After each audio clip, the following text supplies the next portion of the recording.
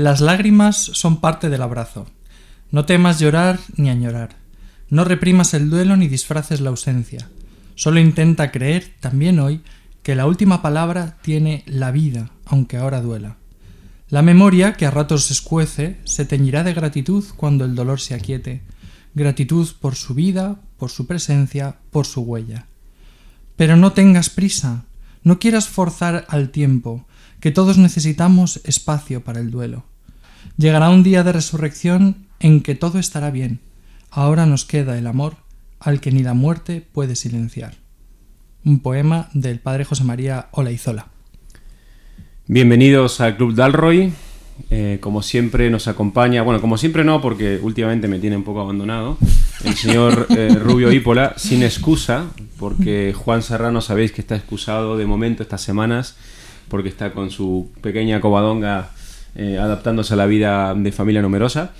Pero bueno, está Javier Rubio Ípola, nuestro tomista de referencia, y nos acompaña hoy para este Dalroy, para este tema que además que ya se ha asomado en el poema que ha leído Javier, titulado Duelo, por cierto. Nos acompaña Ruth de Jesús. Ruth es una gran amiga mía, también de Javier. Es licenciada en psicopedagogía y es doctora en humanidades. Profesora en la Facultad de Psicología, fundamentalmente en la Universidad Francisco de Vitoria, y aparte de llevar su clínica fuera de la universidad, donde acompaña, por lo que sé, en cuestiones sobre todo de manejo de los afectos, en niños, adolescentes y también creo que, no sé si adultos, pero bueno. Un poquito, sobre todo. Lo que más me gusta son los adolescentes. Ah, fenomenal. Pues vaya target que tienes ahí, muy, muy complejo. Y nada, Ruth yo la he conocido ya hace muchos años. Y además la conocí en el funeral de Sara de Jesús, su hermana, que trabajaba conmigo y una persona que yo quería muchísimo, y fue cuando te conocí, en la misa, y a partir de entonces pues entablamos una relación de amistad que ha ido creciendo hasta el día de hoy. Así que muchísimas gracias por estar aquí, Ruth.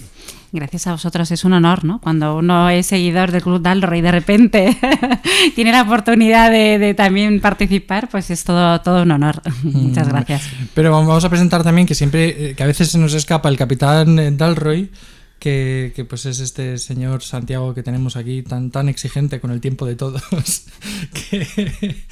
que pues que ya saben ustedes que es un argentino afincado en España con pasaporte belga. No sabe muy bien realmente qué es lo que es, porque de hecho dedicó una buena parte de su vida a estudiar a Kierkegaard, pero ahora se dedica a leer el Gilgamesh. En fin, una persona que necesita también un poco de horizonte, un poco de telos en su vida. Así que, pero aquí lo tenemos también acompañándonos en el camino y seguramente algo nos pueda decir también el Gilgamesh sobre el tema que hoy nos ocupa, que es un tema que puede parecer un poco lúgubre o que puede parecer un poco duro, pero que al revés, yo creo que bien enfocado y bien mirado puede ser todo lo contrario, puede ser un gran horizonte de esperanza, ¿no? Y además en una sociedad en la que parece que el dogma absoluto es la necesidad del disfrute, la necesidad de estar constantemente estimulados, constantemente sintiendo placer, sintiendo felicidad, como si tuviéramos que escapar constantemente del sufrimiento, constantemente de la muerte, en esta sociedad en la que el dolor se ha convertido en un tabú. Pues parece que es más paradójicamente está más presente que nunca y parece que es más necesario que nunca abordarlo desde una mirada cristiana, desde una mirada verdadera, ¿no? Entonces para eso hemos traído aquí a Ruth. Bienvenida. Muchas gracias. Pues efectivamente, el tema que queremos tratar en realidad es uno, pero es muy amplio, porque a Ruth le propusimos hablar sobre el duelo. Pero luego, claro, hablando sobre él y preparando este podcast, nos dimos cuenta pues que efectivamente que la muerte igual es el tema tabú de nuestra época. De hecho, hasta esto lo explica muy bien Higinio Marín, cómo las ciudades han expulsado a los muertos fuera de la ciudad. Ya los ritos se hacen en las afueras, en la periferia. Y luego recuerdo mucho una conferencia fue más bien una intervención en un congreso de García Noblejas, este profesor de Teoría de la Comunicación, creo que está ahora en Italia, no sé si en la Santa Croce o en Navarra, no me acuerdo. Bueno, García Noblejas que hacía este punto, decía, a ver, la civilización humana parece que se erige se alza, comienza su historia en el momento que entierra a sus muertos, y hemos llegado a un punto de nuestra historia como civilización en la cual no sabemos qué hacer con nuestros muertos, ¿no? Entonces, el hecho de haber expulsado de la vida a todo lo que significa o todo lo que rodea la muerte, pues dificulta, creo yo, el proceso del duelo. Entonces, igual hablamos también de todo esto. No sé qué nos puedes decir sobre, o sea, qué perspectivas crees que podemos comenzar para empezar a paladear esta cuestión, Ruth, en tu experiencia clínica, en tu acompañamiento también, porque uno de los temas que decíamos es, bueno, el duelo puede ser, para empezar, por la persona que uno ama, que pierde, pero también el duelo que puede ser por uno mismo, ante la inminencia de su propia muerte. O incluso, aquí tenemos a un filósofo teólogo, Javier Rubio, también puede ser esa cuestión que hace que los hombres hagamos filosofía, ¿no? Yo creo que todos los filósofos tenemos un poco el síndrome de Woody Allen, ¿no? De que desde los 12 años nos acostamos en la cama a dormir y pensando en la muerte, ¿no? Hasta que eso nos lleva a estudiar filosofía y darnos cuenta que no tenemos una respuesta. Pero bueno, fuera de bromas, es un tema, creo que relevante, creo que necesario de tratar, de hablar sobre él, y para eso hemos propuesto este Club Dalroy. Entonces, yo creo que para empezar podemos hablar de qué es el duelo, Ruth. Si quieres comenzar por ahí. Fenomenal. Muy bien. El duelo en realidad lo entendemos como el afrontamiento de una pérdida, ¿no? Entonces, el concepto de duelo es muy amplio, ¿no? Porque sería afrontar cualquier pérdida muy significativa. Es verdad que la más significativa siempre es la de un ser querido. Entonces, el duelo por excelencia es el afrontamiento de la muerte de alguien a quien queremos, ¿no? Pero podemos hablar de duelo a muy diferentes niveles, ¿no?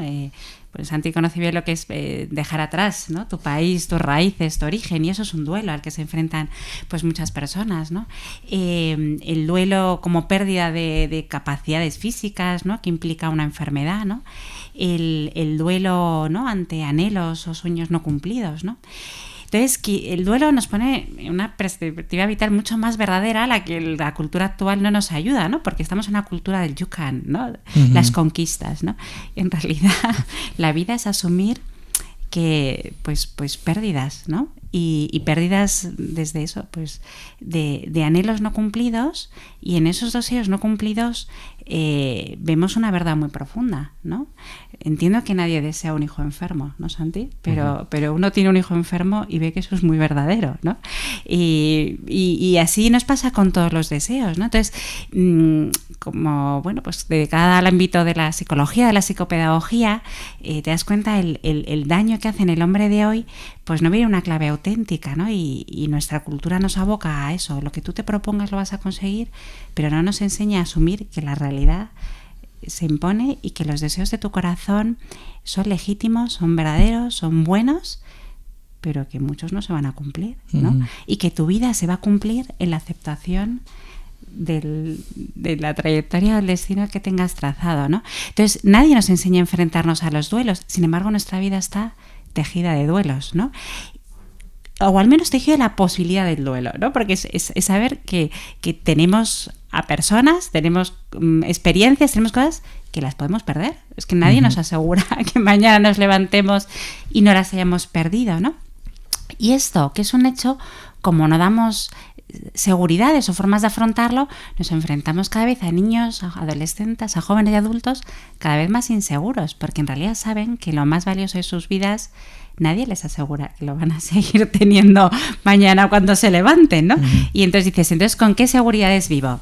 Si lo que para mí es muy importante no lo tengo agarrado, ¿qué me sostiene la vida o qué seguridad tengo, ¿no? Eso también a veces puede llevar a los padres, incluso por querer proteger a los hijos, ir posponiendo esa cuestión, ¿no? O sea, como ocultar la muerte de los abuelos, ocultar la muerte de los familiares, y como que no se enteren los niños, o que incluso a veces trivializando lo que ha pasado, ¿no? Entonces me imagino que eso también será como meter más carga todavía en la dificultad de aprender a aceptar la pérdida, de aprender a... En el fondo, hacer un duelo sano, porque me imagino que harán duelos que no son sanos o que no te permiten vivir o que te... ¿no? Sí, de hecho, el riesgo es que estamos patologizando el duelo, ¿no? Y ya nos parece que si te toca vivir el duelo, ahí ya te toca vivir una época patológica en tu vida. Y dices, y el duelo es algo natural, o lo naturalizamos o no sabemos vivir, porque el duelo es una constante en nuestra vida, ¿no? Es decir, entonces, sin embargo, lo estamos patologizando e incluso externalizando, ¿no? El otro día justo trabajaba una familia en el que se concebía que la parte de duelo la tenemos que trabajar con el psicólogo, el psicopedagogo, y decía, no, el duelo se vive en familia, ¿no? Es decir, estamos dando un error si pensamos que en la familia todo bien, y lo que nos cuesta lo gestionamos fuera con un profesional, ¿no? Y dices, bueno, pues eso es patologizar, ¿no? El duelo, ¿no? Y decías, cada de los niños, a mí me parece muy significativo cómo estamos cambiando los cuentos, ¿no? Ya en los cuentos no aparece enfermedad, muerte, pérdida, y algo que de forma natural nos introducía en la realidad de la pérdida, pues la estamos quitando, pero en parte no es porque el niño no esté preparado, sino que el padre que lee el cuento no está preparado para leer ese hecho, ¿no? Claro. Y las seguridades que les podemos dar a nuestros hijos son las que son. No les podemos decir, pues yo no voy a morir, o como padre o madre, o tu hermano no. Las seguridades que podemos decir, si falto, o si yo no voy a estar, no te preocupes, porque vas a estar bien, ¿no? Es decir, darle esa confianza de que, bueno, pues que hay un bien, ¿no? En la vida, ¿no? Que la vida es buena, y que siendo como es, tejida de pérdidas, porque es así, es decir, y ante eso, bueno, pues es inevitable. Al revés, lo lógico es que asumamos la vida como es, con la verdad que entraña, ¿no? Esto me recuerda, aquí Javier se burla de mí porque hablo mucho de Gilgamesh, en realidad pues se lo cuento a mis hijos también. Entonces, claro, Gilgamesh es el gran poema, la primera obra que se plantea la cuestión de la muerte y el deseo de inmortalidad en el ser humano. Y yo a mis hijos, al principio, cuando eran más pequeños, cuando la primera vez que se los conté, les hablaba de que en un momento Enkidu, el amigo, se dormía. Pero luego dije, no, aquí no puedo, o sea, quiero decir, tienen que entender que esto es una pérdida real, porque si no, no se entiende el poema, ¿no? Entonces ya cambié y dije, no, Enkidu muere, ¿no? ¿Cómo, papá? ¿Pero se ha muerto Enkidu? Sí, se ha muerto Enkidu, ¿no? Y eso da pie también a hablar con ellos y a hablar de alguna manera. Primero tenemos un Enkidu que es que se resiste a morir, y su actitud ante su propia muerte es maldecir a todos los que lo han querido, a todos los que han conformado su vida, porque él cree que eso es lo que le ha llevado a morir. No, claro, porque finalmente quien realmente muere es quien pierde algo, quien ha vivido, en cierto sentido. Y Enkidu se da cuenta después de que no, que él muere y es consciente de su muerte porque ha vivido, porque ha tejido unas relaciones significativas con otros, porque el mundo se ha iluminado de sentido. Entonces la muerte tiene que ver un poco con ese, creo yo, no sé, como desarticularse, o sea, como caerse, como derrumbarse de una red de relaciones que ha hecho significativo el mundo, ¿no? Me recuerda también mucho esto a una cosa que me impresionó muchísimo del filósofo Julián Marías, cuando él perdió a su mujer. En una entrevista le estaban preguntando, después de tiempo de haber perdido a su mujer, con la cual había estado 50 años, me parece, y él dijo un verso de García Lorca, pero claro, en su situación vital resonaba de una forma brutal, y es yo ya no soy yo, ni mi casa es ya mi casa, ¿no? Esa experiencia también del que pierde al ser amado, al final, cómo se trastoca, o cómo uno incluso puede no reconocerse, porque el otro es lo que hacía que yo me reconozca por lo que soy, ¿no? Entonces yo creo que eso es una de las cuestiones que está bien mirar, entender, pero bueno, no sé qué. A mí hay una cosa que no me ha quedado del todo clara, porque tú has hablado del duelo en clave de pérdida y luego has hablado del duelo en clave de vivencia. Pero entonces el duelo se refiere más al aspecto pasivo un poco del sufrir esa pérdida, o también incluye de alguna manera el afrontarlo en una clave de acción, en una clave de superación. No sé si me estoy explicando. Creo que sí. Creo que ambas cosas van de la mano, ¿no? Es decir, porque esa pérdida, como describiera muy bien, ¿no, Santi? Es una pérdida que que lo cambia todo, ¿no? y que en ese cambiarlo todo es profundamente reveladora, ¿no? La vida se teje en el antes y el después. Yo creo que si nosotros pensamos en nuestra línea vital, ¿no? Santi hacía referencia al entierro de mi hermana, ese mismo año murió mi padre, y para mí hay antes del 2009, después del 2009, hace 14 años.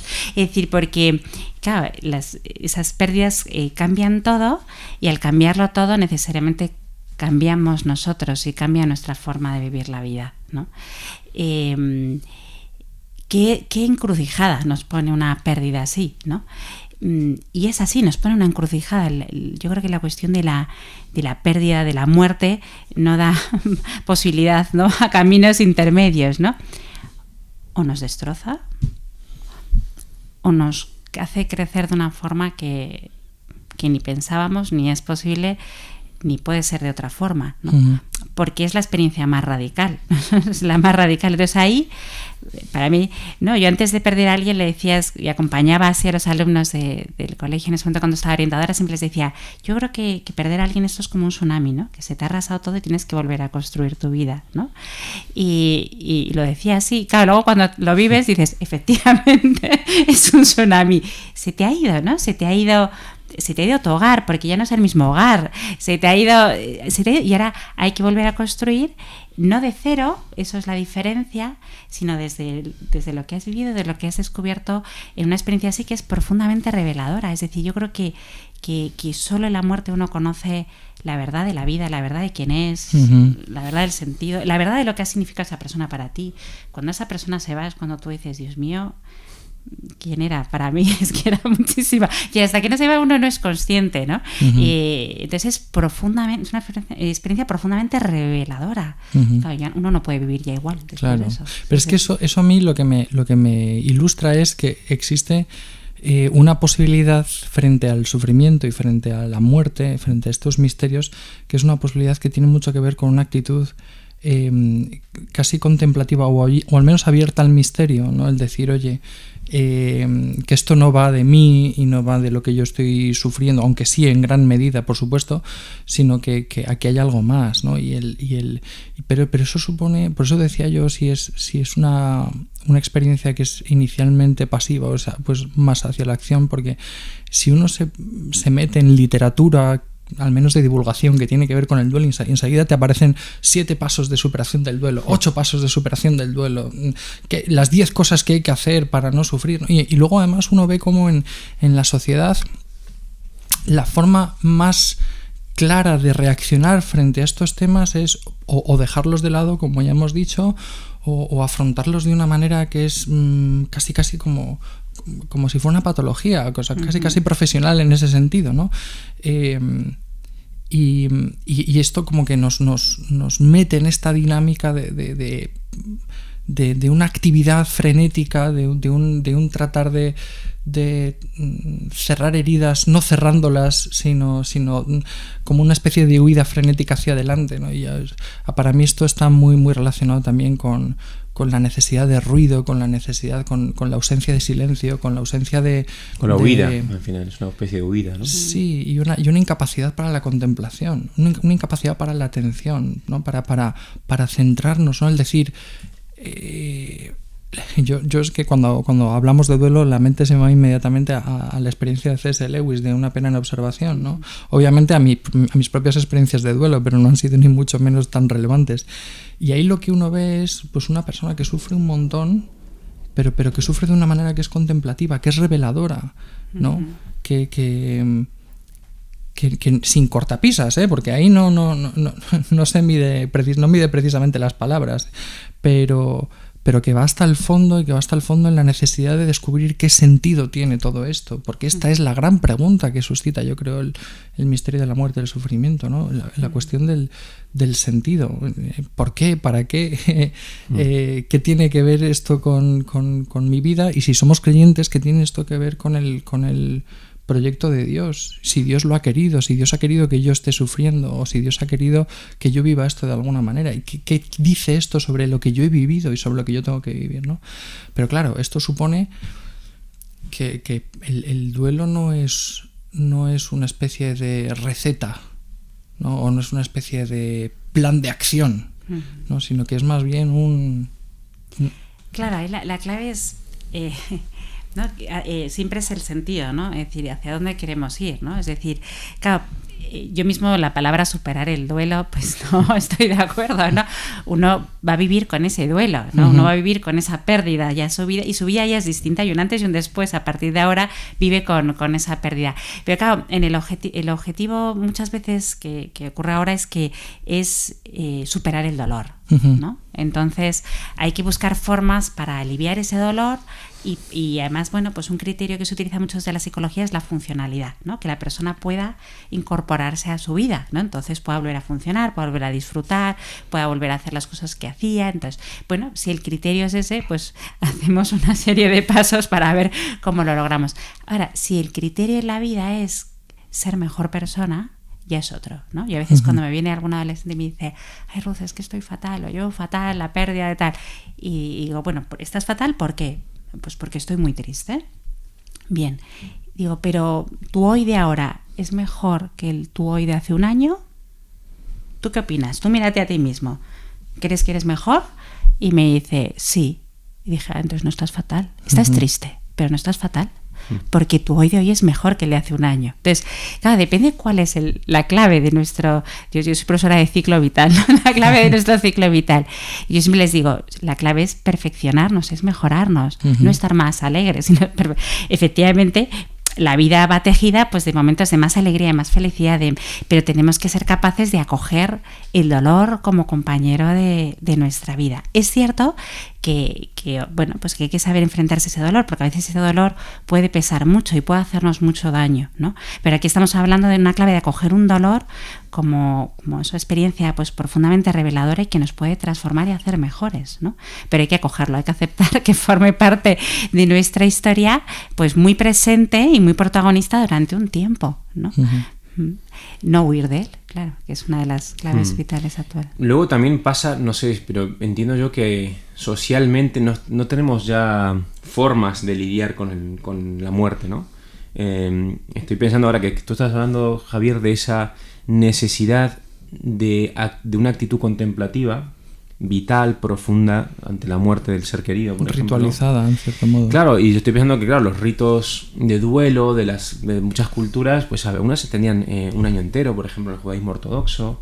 O sea, y se hacen cosas y se expresan cosas mediante hasta la ropa, hasta lo que se puede y no se puede hacer, que de alguna manera es como decir, primero, me voy a tomar el tiempo, el que haga falta para vivir esto, como tengo que vivirlo, porque el duelo sobre todo es una despedida, ¿no? También, o sea, tiene una parte como de que me tengo que despedir de aquello que era central en la vida, ¿no? De aquello que me mantenía, en fin, que mantenía mi mundo en cierto sentido. Entonces, en este derrumbamiento total, pues es que hace falta esa contemplación, ese abrirme a un sentido. Esa pregunta por el sentido se hace absolutamente radical en la muerte. En otras experiencias también, sufrimiento, a mí me ha tocado con Juanito, que ya lo he contado aquí, ¿no? Pero ese sufrimiento de un hijo en el cual tú estás impotente y que además es desquiciante, pues uno también se dice, oye, ¿qué sentido tiene todo esto? ¿No? Y hemos hablado también en Dalroy sobre el mal, sobre la ausencia del bien perfecto, que decía el otro día García Baró en una conferencia que estuvimos con Javier. Pero claro, socialmente, o sea, es que hasta la gente no sabe cómo responder. O sea, los que te quieren acompañar, lo llamo, voy a verlo, le escribo, no, mejor no, le mando una carita de estas tristes, o el simbolito de la oración de WhatsApp, ¿no? Entonces, hay como formas muy triviales que lo que revelan es una incapacidad para afrontar estas cuestiones. A mí, ante mi propio duelo, ante el duelo de perder el cromosoma de mi hijo cuando nace, la aceptación de esta paternidad nueva que se me abría, pues ese periodo yo recuerdo perfectamente quién estuvo ahí, quién se hizo presente. Y desde entonces he dicho, mira, no vas a ni mandar mensajitos, ni llamar, vas a ir. O sea, si alguien te necesita, tienes que estar ahí, aunque molestes. Y no digas nada, pero estar ahí, ¿no? No sé cómo ves tú esta forma que podemos vivir los de fuera, el duelo también.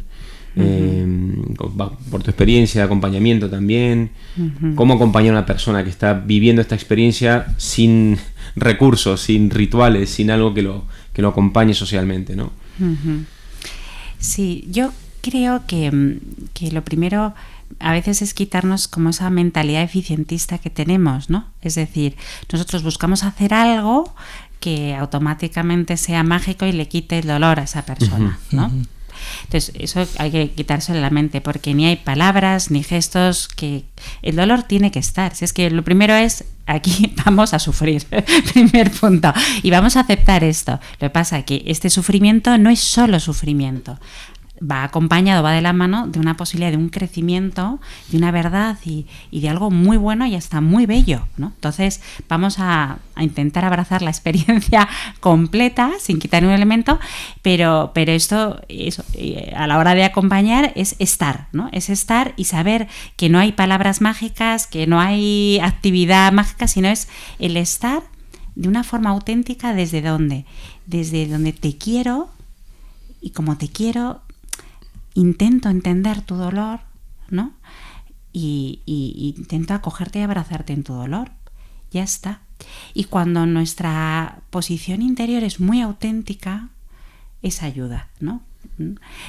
Cuando de verdad dices, ¿por qué? Porque de alguna manera eso se transmite y la persona dice, esta me está entendiendo, ¿no? Y sabe dónde estoy y ya no me siento tan solo en mi dolor porque sabe lo que me pasa, ¿no?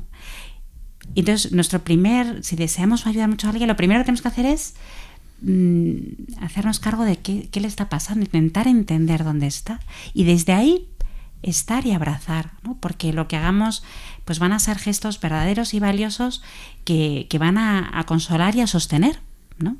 Y permanecer, ¿no? Porque también vivimos en la sociedad de las prisas y esto es lento, ¿no? Esto es lento, ¿no? Y nos cansamos enseguida y buscamos ese eficientismo y decir, no, y permanecer, ¿no? Permanecer al lado en los tiempos que requiera la persona, ¿no? Y estar ahí, ¿no? A su lado. Esto a mí me conecta mucho con una cosa que yo estoy ahora mismo estudiando un poco, que es el tema de si podemos hablar del sufrimiento en Dios, que esto para los teólogos de todos los tiempos ha sido un problemón terrible, porque claro, Dios es impasible. Predicar cualquier forma de defecto en Dios va en contra de la impasibilidad divina, ¿no? Eso, al menos en líneas muy generales se puede plantear el problema de esta manera. Y sin embargo, Dios es misericordioso. Dios se compadece, ¿no? Y claro, en la misericordia y la compasión tienen ese componente de acompañar a la persona en su sufrimiento. Y claro, aquí el problema es muy complejo, y a mí me gusta mucho que es uno de los pocos pasajes del pensamiento de Tomás de Aquino, donde Tomás de Aquino es innecesariamente muy escueto, también por el problemón, ¿no? Pero dice Tomás de Aquino que se tiene misericordia de otra persona por dos motivos, ¿no? Uno, porque tú mismo estás muy cerca de sufrir lo que esa persona está sufriendo y por lo tanto te compadeces de una manera mucho más natural, ¿no? Para la persona muy mayor, por ejemplo, que ve que su amigo de toda la vida se muere, pues como él también está ya a las puertas de la muerte, pues surge de una forma muy natural, casi por la comunión de la vivencia, ¿no?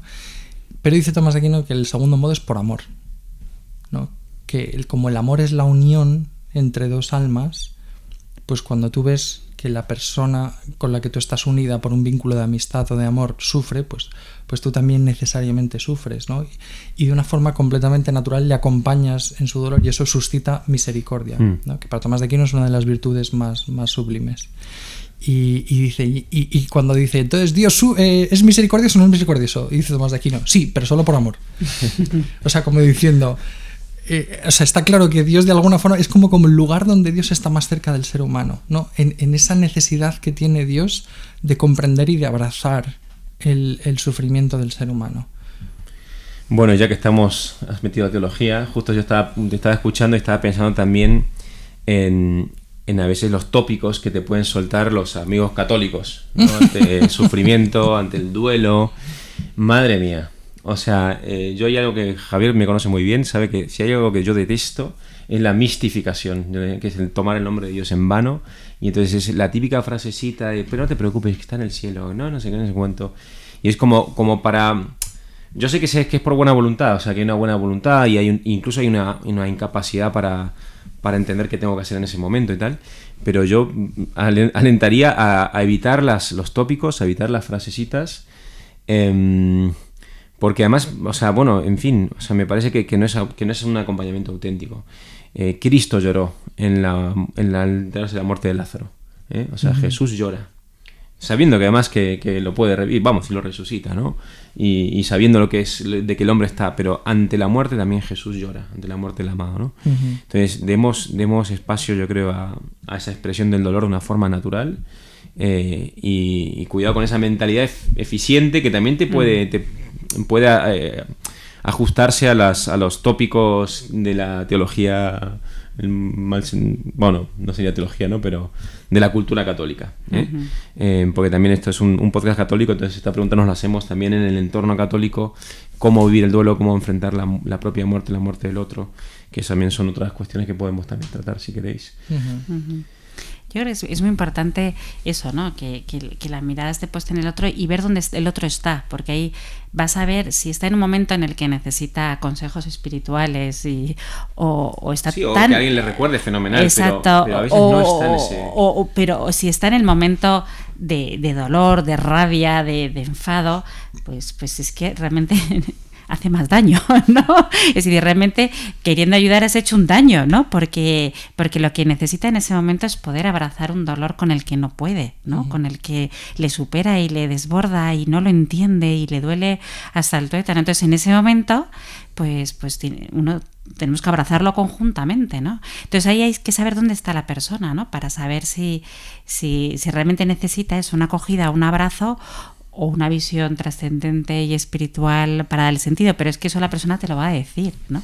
Porque va a decir, oye, pues necesito saber, ¿no? Pues ya entonces uno puede empezar un diálogo y una reflexión sobre el misterio de los misterios. No, y luego también... pero pues cuando estás doliente, ¿no? Y luego yo tengo también la experiencia de personas que me acompañaron en momentos de dolor, de sufrimiento, con un discurso, vamos a decirlo, dentro de la teología cristiana, católica, pero por la autoridad que tenía, porque creía de verdad lo que estaba diciendo, eso sí fue sanador, en cierto sentido, ¿no? Porque era el momento, era la ocasión para hablar de esta manera. Yo me refiero más ¿no? A veces se nos llena la boca de respuestas rápidas, como quisiendo atajar los problemas. Bueno, no te preocupes, que esto no sé qué, ¿no? Ya verás que mañana estarás mejor, ¿no? Es como, bueno... déjame en paz. pero bueno, no sé. Es un arte, porque no es nada fácil. O sea, claro, y por eso no hay recetas. O sea, en el fondo, yo creo que la clave es en buena medida lo que decía Ruth, el acompañar, el estar ahí. Y porque a veces tú quieres hacer lo mejor que está en tus posibilidades o quieres de alguna forma salir al encuentro del sufrimiento de la persona que está sufriendo, pero la persona que está sufriendo está en un momento de estar completamente encerrada en sí misma y no puedes acompañar. Es muy difícil, ¿no? Entonces pero también hay veces que tú ves que hay espirales de sufrimiento donde ves la urgencia de sacar a esa persona de ahí. Y a veces hay que entrar y aquí Ruth lo sabrá mucho mejor, pero hay que entrar con un pelín de, no sé si violencia es la palabra, pero hay que interrumpir eso, ¿no? Porque también lo que decía Ruth al principio, el sufrimiento, el mal puede generar una espiral de destrucción, ¿no? Puede ser algo completamente sublime, ¿no? En la medida en que nosotros incorporamos eso a nuestra experiencia de vida y crecemos con ello, pero también puede suponer una caída y de alguna forma hay que saber también estar ahí, hay que saber de alguna forma responder, ¿no? Y sobre todo si es una persona que es amiga, hermana, familia. Sí. Claro, ahí la clave cuando quieres ayudar al otro, claro, somos dos personas en juego, ¿no? Entonces es poner al otro de protagonista y silenciar lo que a ti te está pasando. El problema es que muchas veces es, bueno, pues acompañar a alguien que sufre, pues es incómodo y a ti también te duele, y entonces es poder silenciarte a ti, ¿no? Y lo que a ti te está pasando con su dolor para dar protagonismo a su dolor y entender dónde está y entendiendo dónde está, ver qué necesita de ti, ¿no? Pero para eso ahí tiene que haber ese silencio nuestro, ¿no? Y a veces me pasa, pues el típico día que te levantas y tienes esas noticias de el padre de Menganita ha muerto y dices, por Dios, ir al tanatorio hoy, ¿no? Es como, por favor, ¿no? Porque efectivamente enfrentarnos a la muerte, luego siempre digo, bueno, si luego siempre son las experiencias más verdaderas que voy a tener en este tiempo, en esta semana, en este mes, pero de primeras es como, vaya día, hoy toca acompañar, ¿no?, en el dolor, ¿no? Y entonces, bueno, pues esa parte en la que, claro, estamos ante algo que a nosotros personalmente nos revuelve mucho, ¿no? El sufrimiento del otro nos tiene que interpelar, ¿no? Y también tenemos esa tentación de, bueno, es del otro, yo de este huyo, que no me ha tocado a mí. Pero, bueno, pues si somos capaces de ver qué nos está pasando a nosotros y de saberlo colocar y silenciar, daremos al otro el protagonismo que tiene que tener y desde ahí lo puedo entender y puedo ver qué necesita de mí, ¿no? Con más facilidad. Y a mí siempre me da la sensación, Ruth, no sé cuál será tu opinión al respecto, pero me llama la atención.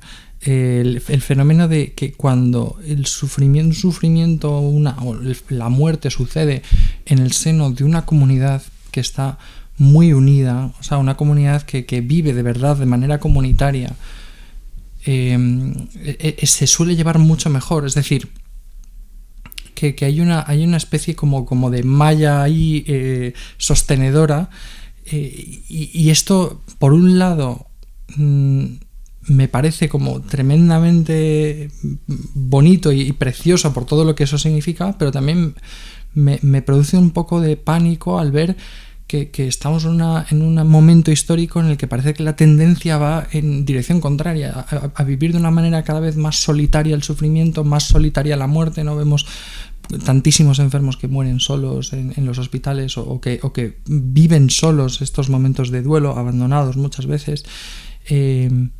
Y también lo percibo un poco tristemente en la Iglesia, es decir, que hemos perdido esta especie de sentido de comunidad. Gracias a Dios hay signos de esperanza, ¿no? Pero muchas veces también ves iglesias que están muy abandonadas o iglesias que han perdido esta vivencia comunitaria, ¿no?, de la vida comunitaria, y en los cuales la celebración de los sacramentos pues son acontecimientos a veces entre extraños, ¿no?, lamentablemente.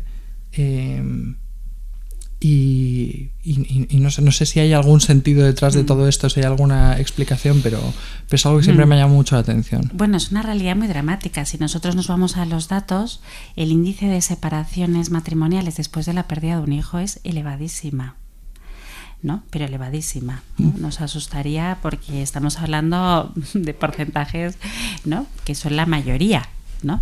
Y eso ya nos está indicando que efectivamente, ¿no?, la parte que puede tener sufrimiento de hacernos crecer, de unirnos más, ¿no?, no está sucediendo en las familias, ¿no? Y claro, bueno, yo creo que viene un poco de todo lo que venimos hablando, ¿no?, del tabú de la muerte, de la pérdida de espacios en la vida cultural, social, de los rituales, ¿no?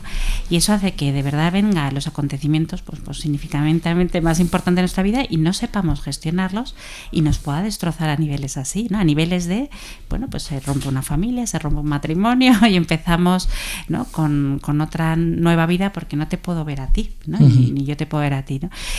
Entonces está siendo muy dramático, esa es la realidad. Entonces, para mí lo primero creo que es esto, el dar un espacio a la muerte, al duelo, ¿no?, y preparar, ¿no? Yo en las clases de ciclo vital a los alumnos, yo les explico las etapas de la adolescencia, la vida adulta y de la vejez. Entonces, yo cuando llega la vida adulta les digo, mirad, os ha podido pasar antes, pero si no os ha pasado antes, seguro que en la vida adulta vais a perder a alguien. Y nadie os ha enseñado qué es la pérdida, afrontar la pérdida. Y esto tiene que formar parte, porque forma parte de nuestra vida, ¿no? Y ahora que ya estoy en la vejez, ¿qué les explico? Digo, que esto se acaba, que llevamos 2 años dando el ciclo vital humano y que morimos. Y o sabemos capaces de mirar la muerte de frente o no sabemos vivir. Y nos pasa a todos que cuando nos vamos a enfrentar a la muerte, ¿qué surge en nosotros? Un deseo de eternidad. Y eso lo tenemos todos los que estamos aquí, todos. Y o damos respuesta a nuestro deseo de eternidad o estamos tapando los ojos o cerrando los ojos ante la muerte.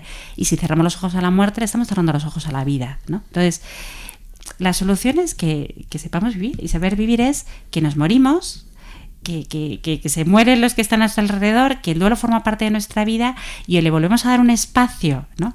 en nuestra vida, en nuestra cultura, en nuestra sociedad, en nuestras familias, o nos destroza, ¿no? Yo pienso en misterio. El día de Todos los Santos nos reuníamos toda la familia y íbamos a la tumba de mi abuelo, pero de que era muy pequeña, ¿no? Entonces eso es crecer sabiendo que nuestros seres queridos se han muerto, se han ido al cielo, rezamos por ellos y comemos todos en familia. Para mí era un día divertidísimo porque veía a todos mis primos y era fenomenal.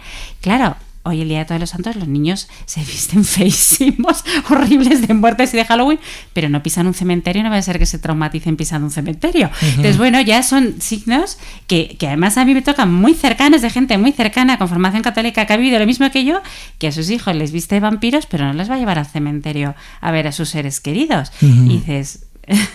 Sí. Bueno, pues todo esto que estamos viendo y que ya vosotros pues tiene sus efectos en la realidad concreta de las personas, y la realidad concreta es que viene la muerte y destroza familias y destroza matrimonios, ¿no? Y esa es la trágica realidad. También tiene que ver quizá con todo esto, con un deseo que para nosotros está muy vinculado al deseo de eternidad, que es el deseo de una mirada que te saque de tu miseria, ¿no? De una mano que te levante, y es un deseo que todos tenemos, a pesar de que muchas veces no nos lo creemos, ¿no? A pesar de que muchas veces se nos dice de tú lo puedes conseguir, si pones los medios, puedes cumplir tus sueños, esta mentalidad de la que hablábamos al principio, ¿no? Un poco prometeica. Y sin embargo, luego constatamos que no, luego constatamos que en los momentos en los que más felices hemos sido, no eran momentos necesariamente en los que no estábamos sufriendo. Muchas veces los momentos en los que más felices hemos sido han sido momentos en los que estábamos sufriendo, pero en el que ese sufrimiento ha cobrado sentido precisamente porque había otra persona a nuestro lado que le ha dado sentido, que ha sabido darle sentido, ¿no? Entonces ahí también yo creo que tiene que haber un aprender a depender, un aprender a ponernos en las manos de otras personas y un aprender también a no llevar nuestro sufrimiento solo, que a veces parece que es que no voy a comunicarle a mi mujer, a mis hijos, obviamente con prudencia, ¿no? Pero a mis amigos y demás, esto que yo estoy llevando por dentro, porque no les quiero contaminar, porque no les quiero un poco transmitir la enfermedad, ¿no? Y es al revés, a veces son ellos precisamente los que te van a poder sacar de ahí.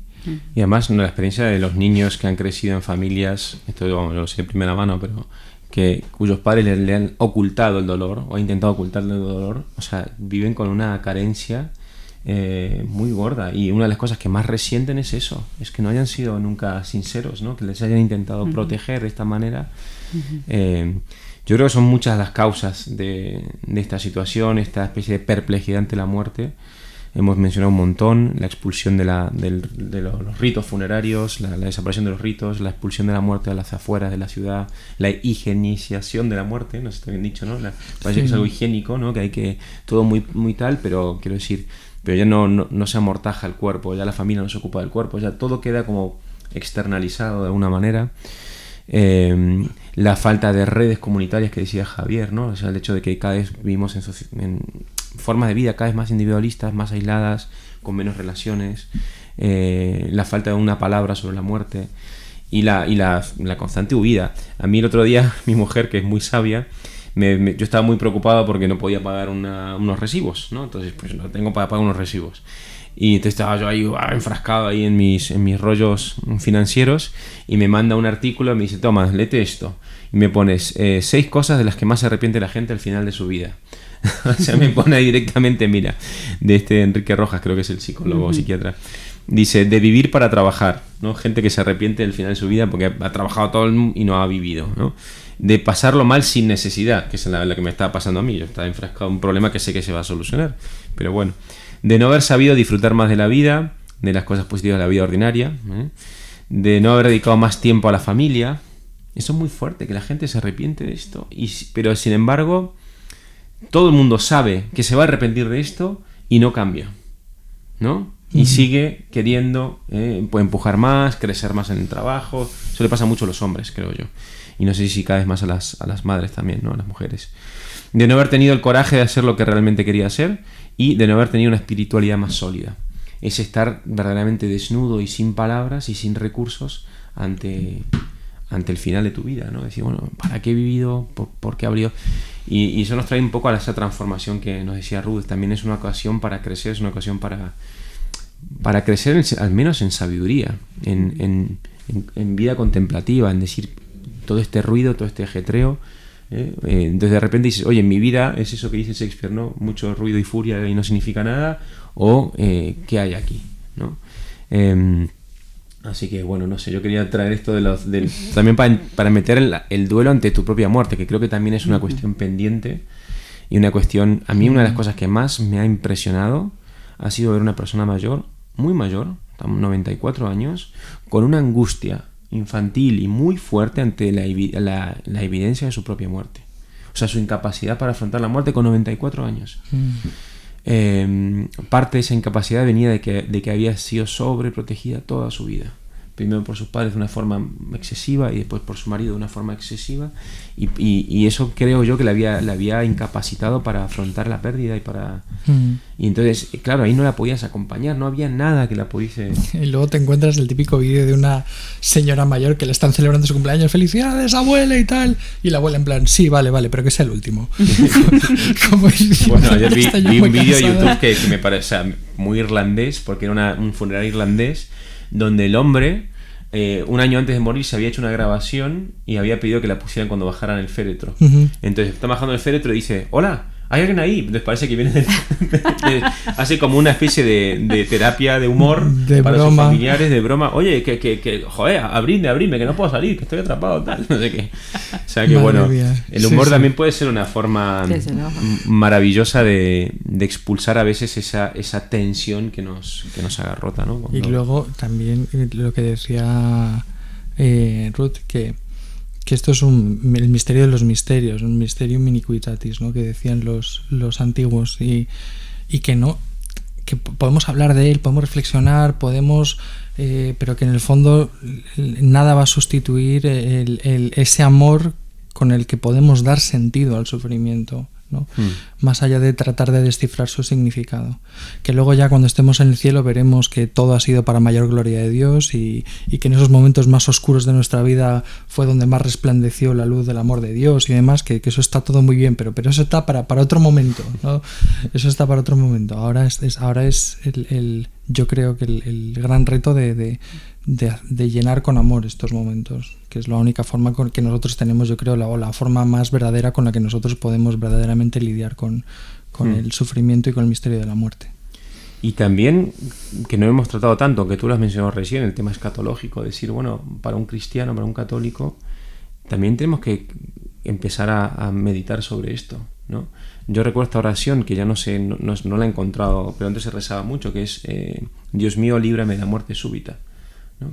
Parece que los cristianos de todas las épocas han pedido pues prepararse para la muerte, ¿no? Prepararse para ese encuentro con el Señor, poder confesarse. De hecho, los primeros cristianos se bautizaban al final de su vida para que fuesen perdonados todos sus pecados, hacían como un poco de casuística, pero claro, esta idea de yo quiero estar, o sea, ¿no? Cuando parece que hoy nuestra cultura dice, uy, menos mal, no pasó nada, no sufrió porque fue un accidente, fue algo rápido, ¿no? ¿Viste? Entonces es como que parece que todos queremos morir de una forma que no nos enteremos, ¿no? Dormidos y de repente nos despertamos y ya está, ¿no? Cuando la tradición cristiana siempre ha sido pues casi una oración que se pide, quiero estar preparado, líbrame de esa muerte súbita, Señor, ¿eh? También eso dice mucho de nuestra época, de nuestra cultura y nuestra forma de vivir todas estas cosas. Ya no sé si cómo vamos de tiempo, Javier. Yo creo que tenemos que ir cerrando. No sé si Ruth quieras concluir tú con algo que no te hemos dejado hablar, pobrecilla. Sí. Bueno, es un gusto escucharos. Así que bueno, yo creo que según os escuchaba, ¿no? Ya decías lo de pedir, ¿no? Una buena muerte, ¿no? Que lo pedimos menos. Os recuerdo que en los ejercicios espirituales yo creo que San Ignacio decía, no sé, que cuando te ibas a dormir o te levantaras te imaginaras, ¿no? Como si, ¿no? Pero yo pensaba, lo pensaba de cara al día a día, ¿no? Digo, es vivir una clave vital muy verdadera, ¿no? Es decir, bueno, hoy se me regala este día, pero no sé si va a haber más, entonces Entonces, mirar la muerte, ¿no? Yo que cerraré un poquito con esta idea, mirar la muerte nos enseña a vivir, ¿no? Entonces, efectivamente, ¿no? Es lo que nos genera más miedo, más angustia, más misterio. La pérdida del otro es lo que nos genera más dolor. Pero miramos la muerte o no vamos a saber vivir. Entonces, creo que la clave es que entre todos, filósofos, psicólogos, teólogos, sacerdotes, laicos, entre todos, como, bueno, pues en la cultura de la educación, miremos la muerte para aprender a vivir, ¿no? Bueno, pues muchísimas gracias. Antes de irnos tenemos que hacer nuestra recomendación de libros. Sí, recomendamos normalmente una obra, una monografía, una película, un ensayo, lo que tú consideres que puede ser interesante para seguir profundizando en este tema. Bueno, la verdad es que toda la literatura aparece la muerte, ¿no? Bueno, Javier ha hablado, ¿no?, de Una pena en observación, ¿no?, que es un libro en eso maravilloso, ¿no?, como describe, ¿no?, con una apertura también a la esperanza y a la trascendencia. Pero a mí me gusta también leer personas que, confesadamente ateas, ¿no?, nos une, ¿no?, la vivencia de la muerte, ¿no? De Rosa Montero me gusta mucho la absurda idea de no volver a verte, ¿no? Es un libro que escribió cuando murió su pareja, haciendo un paralelismo también con el matrimonio de Marie Curie, se llevó al teatro. Me parece una obra que a mí me encanta porque te une a todos los seres humanos, ¿no? Y creo que hay que rescatar esa experiencia humana común universal, para desde ahí, y universal, bueno, pues poder abrir la puerta a la trascendencia como posibilidad de darle un sentido a todo esto, ¿no? Y eso me gusta mucho. Y luego creo que si queremos aprender a enfrentarnos a la muerte, tenemos que ser, como decía Santa Teresita, hacernos como niños. Y ellos son unos maestros, ¿no? Y hay una obra de Eric Emmanuel Smith que es Oscar y Mamá Rose, que narra la historia de un niño con cáncer. Mamá Rose son las damas, bueno, enfermeras francesas que van vestidas de rosa, que atienden a los niños con cáncer, y son unas cartas que escribe y tal, muy sencillo, muy mono, pero que revela muy bien cómo viven los niños la muerte y la enfermedad, ¿no? Y que son unos maestros para los adultos de cómo tenemos que vivirlo. Está también llevada, bueno, se lleva al teatro también, se llevó también al cine, y bueno, es una más sencilla, más amable, pero creo que sí que en esto tenemos que mirar a los niños para aprender a afrontar la muerte. Y es verdad que, hablando de los niños, no sé si, bueno, habréis estado en funerales y la presencia de los niños, no sé por qué, pero tienen algo de invitación a la contemplación de ese misterio que hace la carga un poco más ligera. Esa me ha sido mi experiencia en general. El estar con niños, ¿no? La espontaneidad y la comenté. Por eso es necesario llevarlos, o sea, es una. Como preguntan, ¿pesa mucho el féretro? Son espontáneos, ¿no? Preguntan cosas que todos estamos. Y entonces, efectivamente, esa naturalidad con la que mira la muerte. Sí, ¿no? Sí, es reparadora en cierto sentido, y entonces no llevarlos o no exponerlos por ese miedo que tenemos a que se traumen y no sé, que esto no sé de dónde ha salido, si del psicoanálisis o de qué, pero el tema del trauma hay que tener mucho cuidado con él, y que además es un bien que se le resta a la comunidad, esto que también había traído aquí Javier hace un momento. Bueno, yo tengo una película para recomendar. Es una película, una de mis favoritas sobre este tema, que se llama Despedidas. Es una película japonesa de Yoshiro Takita, es el director. Es una película del 2008. Ganó el premio Oscar a la mejor película extranjera, Despedidas. Y es muy bonita porque es una persona que de repente es un músico que se queda sin trabajo y empieza a trabajar en una empresa funeraria.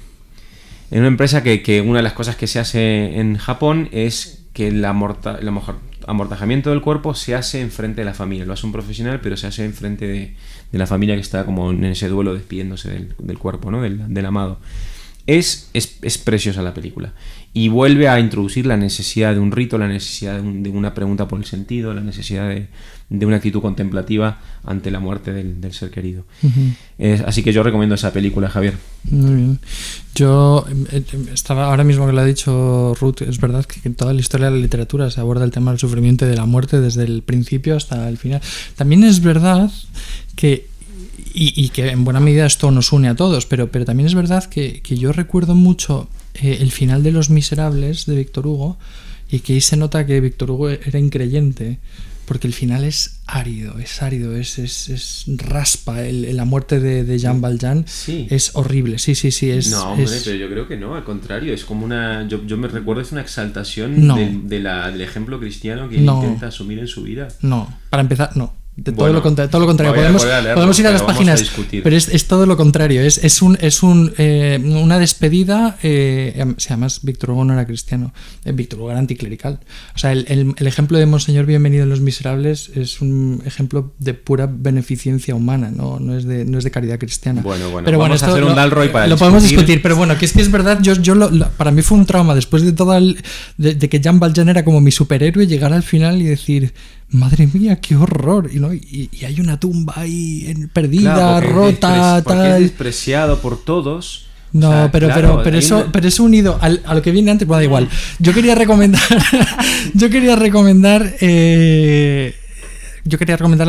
una pena observación de C.S. Lewis unida al problema del dolor y a las cartas del diablo a su sobrina. Probablemente el tema del dolor y del sufrimiento era un gran tema para Lewis. Eso es para C.S. Lewis, no C.S. Lewis en español. Que eso está clarísimo, porque es un tema en el que él habla mucho en muchos de sus ensayos y demás. Pero concretamente en estos dos, el problema del dolor es como una especie de recopilación un poco más académica de sus predicaciones y de sus algunos ensayos sobre una mirada muy técnica sobre el dolor humano, y luego ves una pena en observación que es, claro, ahora te toca a ti vivirlo y te das cuenta de que no estaba todo tan claro como tú pensabas en tus ensayos, ¿no?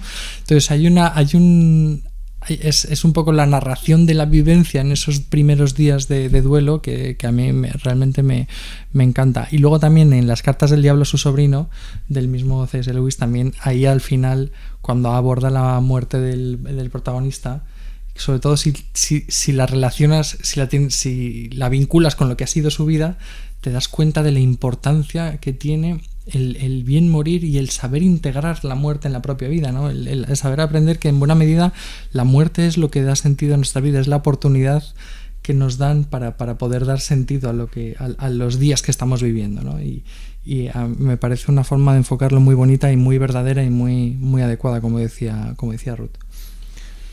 Pues nada, vamos a terminar el Dalroy de hoy. Muchísimas gracias, Ruth, por acompañarnos.